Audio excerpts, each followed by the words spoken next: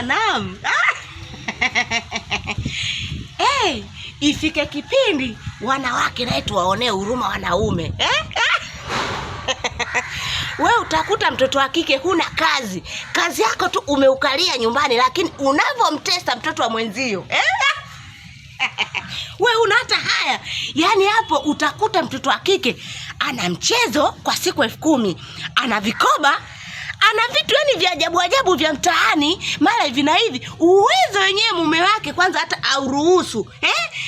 Yaani uwezo hafifu kabisa, lakini we unataka kabisa kumtesa mtoto wa mwanamke mwenzio. Hivi timamu kweli? Fanya kazi wewe mtoto wa kike, fanya kazi. Ukiona kabisa majukumu yamekuzidi, pambana, usitake kutesa tu. Haipendezi, wanaume nao wanachoka. Umeipenda hiyo? Sema naam.